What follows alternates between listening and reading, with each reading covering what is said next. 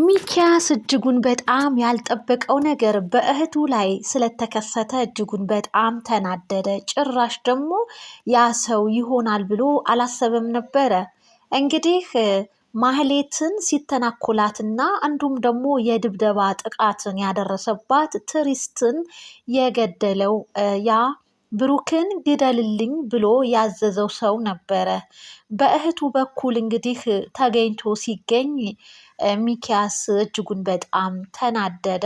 እናም እንግዲህ የት ላገኝህ ብዬ ሳፈላልግህ ነበረ፣ ነገር ግን በእህቴ በኩል የማገኝህ ከሆነማ የእህቴንም ሆነ የባለቤቴን ቁጭት እወጣብካለሁ እያለ እንግዲህ እህቱን ደዊ በማለትም እንግዲህ እህቱ መደወል ሳትፈልግ በግድ እንግዲህ አስገድዷት እንድትደውልም አድርጓታል ማለት ነው። ነገር ግን እሷ በደወለችበት ሰዓት ልታገኘው አልቻለችም ማለት ነው። እህቱም ስልኩ አይሰራም ስትለው እየዋሸሽኝ ነው ወይንስ የእውነትሽን ነው በማለትም እንግዲህ ሲጠይቃት ነበረ። ወንድሜ ሙት ብላ ነበር የማለችለት። መቼም በውሸት ወንድምሽን አትገዩም አደል በማለትም አምኗታል ማለት ነው። እናም ግን በማንኛውም ሰዓት ሲደውልልሽ እንድታሳውቂኝ በማለትም ነበረ የአስጠነቀቃት ማለት ነው። ማህሌትም ወንድሟ ባላት መሰረት ያ የሚረብሻት ሰው ሲደውልላት እንግዲህ ከተኛበት ቀስቅሳ ሚኪያስን ነገረችው ማለት ነው። እናም ልታገኘው እንደቀጠረችው ሁሉ ስትነግረው እጅጉን በጣም በደስታ በሀሴት ተሞላ ማለት ነው።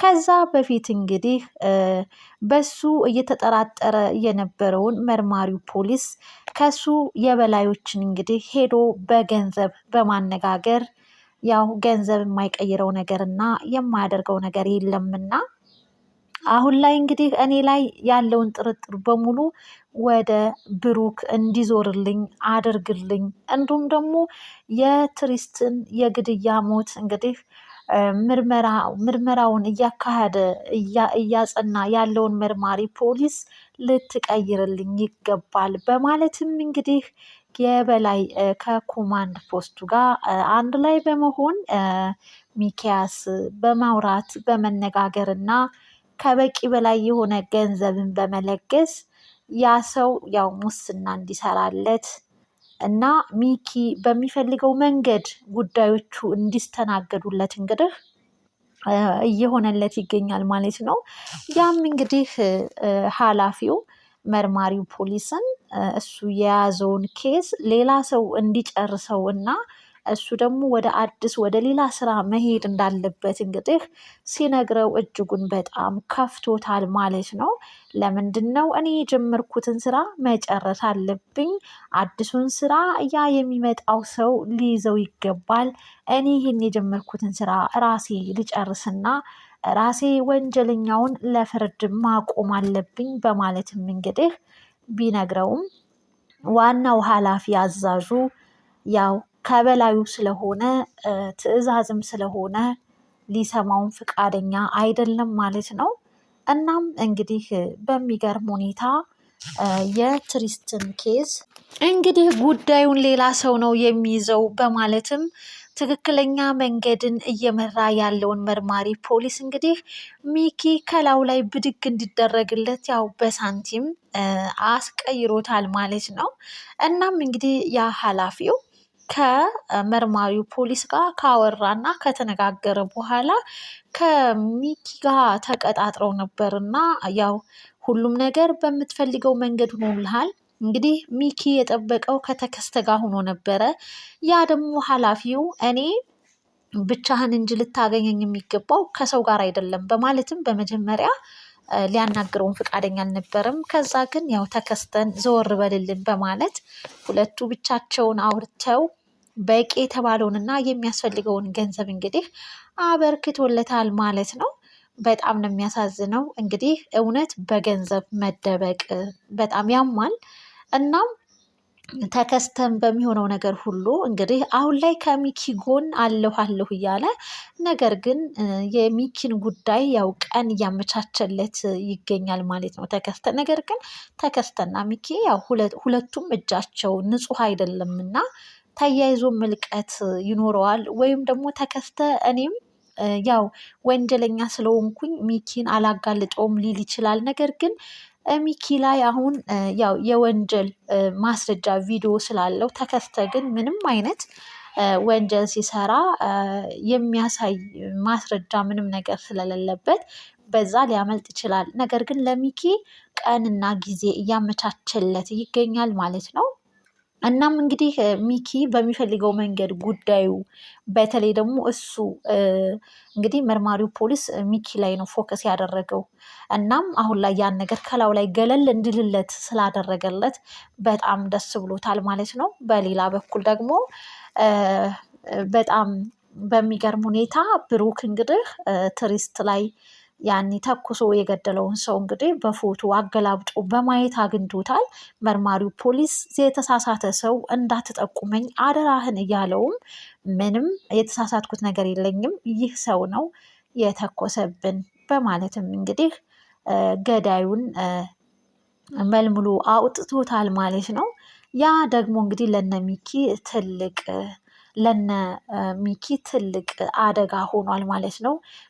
ያ ገዳዩ ተያዘ ማለት የብሩክ እንግዲህ አይጠረጠርም ማለት ነው። አሁን ላይ ሚኪ የሚጠረጠረውን ነገር ብሩክ እንዲጠረጠር ነው በገንዘብ እያስደረገ ያለው እና ደግሞ እንግዲህ ገዳዩ ደግሞ ስለታወቀ ያንን ኃላፊው እንግዲህ የትሪስት ገዳይ ይህ ነው ተብሎ ስለተነገረው ነገር ግን መርማሪውን ፖሊስ ለምንድን ነው እንደዚህ ያደረግክ ብሎ ቁጣንም አሳይቶበታል።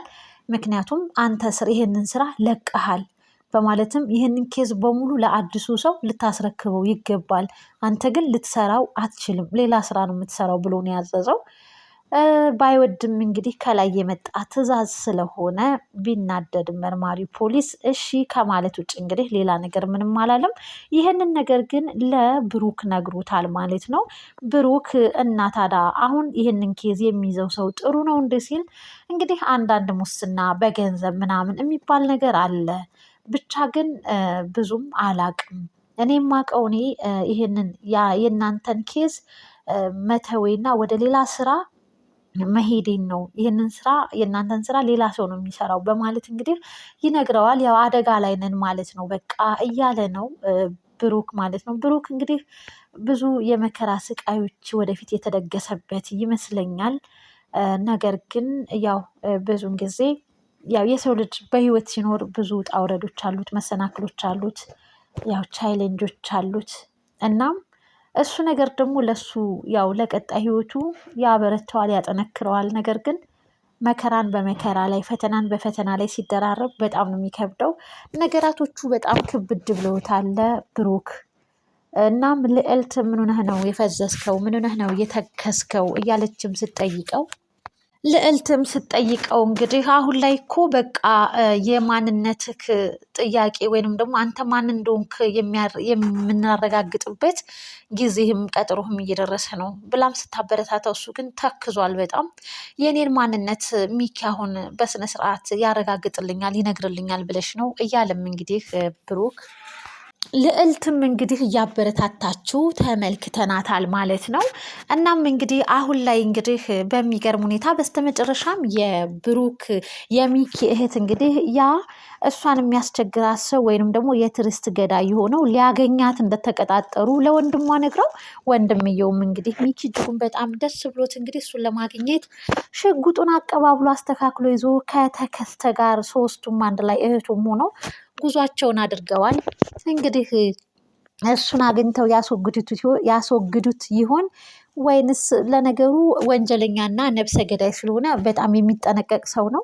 ሊያገኛትም ላያገኛትም ይችላል። ብቻ ግን ያንን ልናውቅ የምንችለው በቀጣይ ክፍል ይሆናል። እስከዛው ድረስ ውድና የተከበራችሁ አድማጭ ተመልካች ቤተሰብ ሰላማችሁ ብዝት ይበልልኝ። ይህንን ቻናል እንግዲህ አዳዲስ ካላችሁ ሰብስክራይብ በማድረግ ነባሮች ደግሞ ላይክ እና ሼር ማድረጋችሁን አትርሱ። ያማረና የተዋበ ሰናይ ቀን ይሁንላችሁ። ለዛሬ የነበረን ቆይታ ይሄን ይመስላል። በቀጣይ ክፍል ደግሞ እስክንገናኝ አዲሱን ክፍል ይዘን እስከዛ ድረስ ቸር ሰንብቱልኝ። ካያ ድራማ እጅጉን በጣም አስተማሪና ድንቅ የሆነ ትወና ድራማ ነው። ያስተምራል፣ ያማምረናል ማለት ነው። እናም ውድ ቤተሰብ ቀጣዩን ክፍል በቀጣይ ክፍል ይዘን እንቀርባለን። ለዛሬ የነበረን ቆይታ ይህን ይመስላል።